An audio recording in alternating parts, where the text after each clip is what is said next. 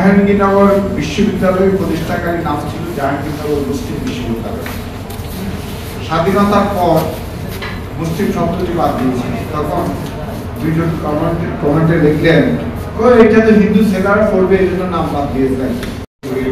সেখানে তাদেরকে আগে তাদের মোটিভ চিন্তা হবে। পরিবারে অবাধ্য হলে যে বিপদ আসে, আমার বলতে বলে চাকরি। এটা তো বিয়ে শাদীর সিদ্ধান্ত নেওয়ার মালিক তো পরিবার। নিজে এটা যদি পছন্দ হয় সেটা পরিবারকে জানানো হচ্ছে। একজন 17টা বিয়ে করছে এক সরকারি কর্মকর্তা, কালকে নিউজে দেখেছে। হ্যাঁ, 12-15 বছর 17 স্ত্রী একসাথে। এখন তাদের চরিত্র আসলে এই ঘটনাগুলো ফেসিস্ট আমলে তখন প্রকাশ হলে ভালো হতো। তখন প্রকাশ হলে তখন তো ফেসিস্ট অনেক অন্যায় সমর্থন দিয়েছে।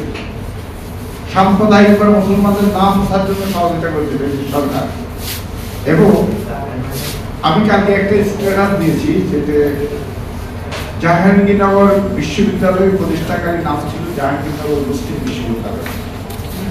স্বাধীনতার পর মুসলিম শব্দটি বাদ দিয়েছে। তখন দুইজন কমেন্টে লিখলেন, এটা তো হিন্দু ছেলেরা পড়বে, এই জন্য নাম বাদ দিয়েছেন। তা আমি বললাম, জামিয়া মিলিয়া যে ভারতে, সেখানে অর্ধেক বেশি হিন্দু ছাত্র, সেখানে কেমন করছে? ওরা তো নাম পাল্টাতে চাই দরকার। ক্যালকাটা মাদ্রাসায় আগে মাদ্রাসাগুলোতে হিন্দুরা পড়ছে, ওখানে নাম পাল্টাচ্ছে মাদ্রাসার নাম। এটা হলো একটা ষড়যন্ত্র অংশ। এবং এই ব্যাপারে বর্তমানে আমাদের কিছু আলেমকে হাত করেছে বুঝতে দেওয়া সৃষ্টি করার জন্য। একটা আরবি নামের জুলিয়া এবং সাবেক ফেসিস্ট একটা যিনি ফরিদউদ্দিন মাসুদকে তার অগ্রভূমিকা রেখেছেন, নেপথ্যে তিনি কাজ করেছেন। সেজন্য আমাদেরকে অনেক বিষয়ে সতর্ক থাকতে হবে এবং আমাদেরকেও, আমাদের মা বোনদেরকেও, পরিবারকেও সতর্ক থাকতে হবে যেন আমরা কোনো বাঁধে পা না দিই। ফেসবুক একটা বাঁধের নাম, সেই বাঁধে অনেক মানুষ সর্বনাশ হয়েছে, অর্থনৈতিক সর্বনাশ হয়েছে, রাজনৈতিক সর্বনাশ হয়েছে। সবাই শুভেচ্ছা, আমরা ভালো থাকবো সবাই।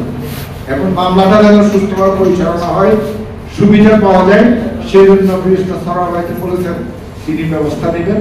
হ্যাঁ, এবং ওনার মতো দক্ষ মানুষ থাকলে আর কিছু লাগবে। কিন্তু সেনাবাহিনী স্বাভাবিক বেতন একসাথে, হ্যাঁ, ওনাকে জানেন না। এখানে আছে হাসিবুর রহমান, যিনি আওয়ামী কারাগারে, আওয়ামী অন্ধকার অঘোষিত কারাগারে যিনি অনেক বছর ছিলেন, সেই নির্যাতিত আমাদের জাতীয় হাসিবুর রহমান। ওনার নেতৃত্বে আমরা এগিয়ে যাব এবং ভালো কিছু আশা করব। তবে যত সম্ভব আমরা সতর্ক থাকবো। সতর্ক না থাকলে বিপদ আবার হবে।